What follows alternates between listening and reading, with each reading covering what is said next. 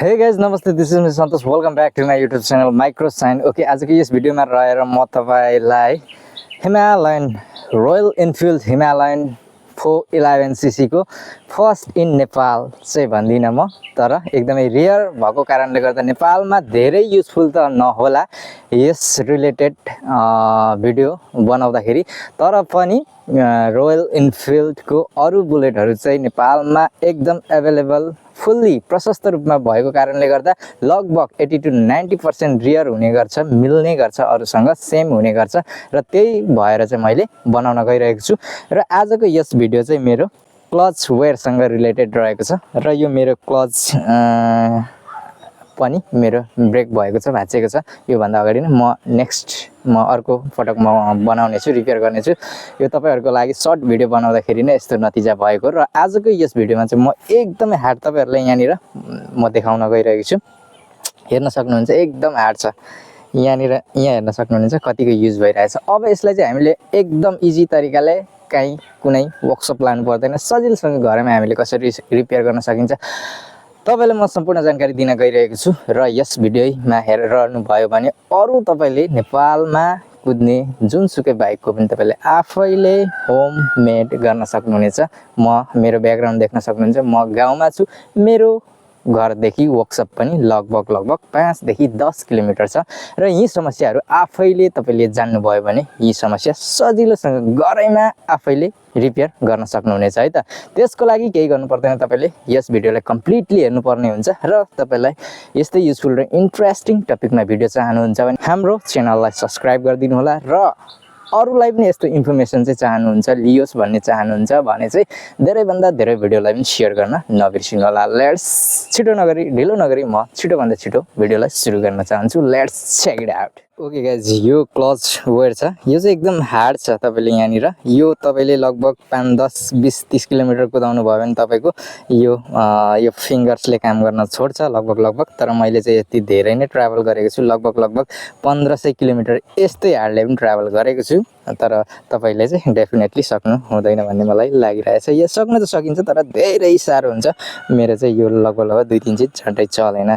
त्यसको लागि हामीले यहाँनिरबाट निकाल्नु पर्ने हुन्छ है। अब त्यो वेयर चाहिँ यहाँबाट गएर यसको चाहिँ राइट साइडमा यहाँनिर यो वेयर हो, यो चाहिँ तपाईले खोल्नु पर्ने हुन्छ। यहाँबाट सट्टै निक्लिन्छ यो सानो वेयर। लगभग अरु एसेसरी साइकलको पनि एसेसरी यस्तै नै हुन्छ, लगभग अरु बाइकको त सेम नै हुन्छ र यहाँबाट निकाल्नु पर्ने हुन्छ। र फर्स्टली यसलाई हामीले साफ गर्नुपर्ने हुन्छ है। यदि तपाईले यसलाई चाहिँ चेन्जै गर्नुभयो भने त त्यो त टेन्सन छैन, तर जुन यसले जति ड्युरेबिलिटी दिन्छ त्यो भन्दा अगाडि नै चाहिँ यसलाई चेन्ज गर्न जरुरी छैन, यसलाई सफा गर्दा हुन्छ है त। त्यसैले गर्दाखेरि किन पैसा वेस्ट गर्ने, आफैले मेन्टेन गर्दा नै नयाँ जस्तै यसले काम गर्छ भने नो, म त्यसलाई रेफर गर्दिन। तपाईहरुलाई पनि म त्यही भन्न चाहन्छु है त। त्यसको लागि यसलाई निकालेर तेल लगाएर, थिनर लगाएर या त पेट्रोल लगाएर तपाईले साफ गर्नुपर्ने हुन्छ अनि ओइलिङ गर्नुपर्ने हुन्छ है। अनि यो चाहिँ अब मैले यसरी गर्दाखेरि यसलाई चाहिँ कसरी खराब छ भने हार्ड त एकदमै छ नै। अब यसरी गर्दाखेरि छोड्दाखेरि यसो छोडेर झ्याप जान्छ क्या। अब त भरे तपाईले भइसकेपछि यो एकदम स्मुथली जान्छ, सरर जान्छ। त्यही भएर चाहिँ तपाईलाई एकदम राइड गर्नु। अर्को कुरो, यसले तपाईले अलिकति पैसा एक्स्ट्रा तिर्नु भयो भने एकदम इजी क्लच वेयर भन्ने पाउँछ, त्यो चाहिँ एकदम सजिलो हुन्छ, इजी हुन्छ, त्यो पनि युज गर्न सक्नुहुन्छ। तर म यसैलाई पनि राम्ररी लगभग त्यति नै तरिकाले, त्यति धेरै त हुँदैन तैपनि त्यही तरिकाको त्यही रेन्जको नै तपाईले डेफिनेटली गर्न सक्नुहुनेछ है त। Okay guys, first of all हामीले यसलाई यो तपाईको कतिको रहेछ भने 11 कोले यो खोल्नु पर्ने हुन्छ। यसलाई लुज गर्नुपर्ने हुन्छ। लुज गर्नुको लागि यसरी टर्न गर्नुपर्ने हुन्छ।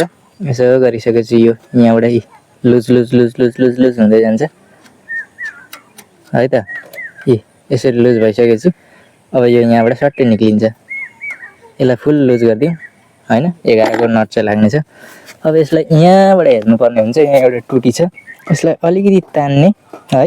मैले एउटा हातले क्यामेरा पक्डिरहेको छु र उठाउन पनि अलिकति समस्या भइरहेछ। यसरी फट्टै निक्लिन्छ है त। अब यसलाई यसरी निकाल्दिने।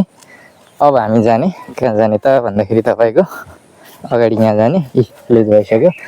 अब यसलाई यहाँबाट सट्टै निकाल्दिने है त। यहाँबाट यो गेडा छ एउटा, सट्टै यहाँ बाहिर निकाल्दिने अनि यसलाई पनि फुत्तै यसो गर्दिने। यसलाई यसो घुमाएर खत्तै निकालिदिने कसो कसो गरेर यसरी निक्लिन्छ। अब यहाँ माल हाल्ने, तेल हाल्ने, खच्या खच्या खच्या खच्या पार्ने है त। त्यसको लागि हामीले यो एउटा चेन क्लिनर भन्ने पाउँछ व्याक्सको, यो पनि युज गर्न सकिन्छ। त्यसले यहाँनिर स्प्रे गर्ने हो, यहाँ स्प्रे गर्ने अनि तलमाथि गर्ने, हुनसक्छ भने हल्का पुछिदिने है। अनि त्यस पछाडि हाम्रो चेन ल्युब नै आउँछ, यो चेन क्लिनर हो। यसलाई फेरि राखिदिने हामीले, फेरि यसलाई लास्टमा ओइलिङ गरिदिने, एकदम राम्रो स्मुथ हुन्छ त्यस पछाडि। म त्यसै गर्न गइरहेको छु। मैले आफै यो फोन आफै पक्रिँदैछु, त्यही भएर मलाई अलिक अनकम्फर्टेबल भएको छ, त्यही भएर मैले पुरा डिटेल मैले देखाउन सकिरहेको छुइनँ। तर फाइनली गाइज गर्नुपर्ने चाहिँ एकदम यही हो। यो किनभने साधारण छ, सबैलाई देखाइराख्नु नै त्यति जरुरी ठान्दिनँ म, पर्दैन। त्यही भएर मैले सबै कुरा इन्क्लुड गरिरहेको छुइनँ, तर गर्नुपर्ने चाहिँ एक्चुअलमा यही हो है गाइज। यसरी खोलेको बेला तपाईँले यहाँनिर यसलाई यो खोलखाल पारेर एकचोटि मजाले सफा गरेर ल्युब गरेर फेरि यहाँबाट ट्याक्कै लगाइदिँदाखेरि चाहिँ राम्रो हुन्छ। त्यसो गर्दा अझै स्मुथली हुन्छ है त। ओके गाइज, लगभग मैले सेटअप गरिसकेँ।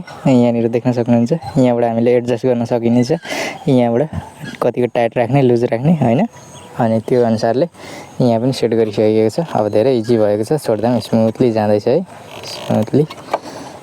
र गाइज फाइनली यसरी तपाईँले पनि मजाले क्लच चाहिँ आफैले पनि घरैमा बसी पनि मजाले टाइट लुज र साफ गरेर एकदम हार्डलाई पनि इजी बनाउन सक्नुहुन्छ। यो नयाँ हो, नयाँ भएर पनि यस्तो प्रब्लम आएको, कहिले कहिले यस्तै हुन्छ, नयाँमा पनि इस्यु आउँछ, छिटो नै जाम हुन्छ। हामीले लुब्रिकेटहरू गर्दाखेरि, ओइलिङ गर्दाखेरि नराम्रो किसिमको गरियो भने पनि यस्तो हुने गर्दछ। ल त साथीहरू, यो भिडियो छोटो-मिठो र इन्फर्मेटिभ थियो, युजफुल लाग्यो होला पक्कै पनि होइन।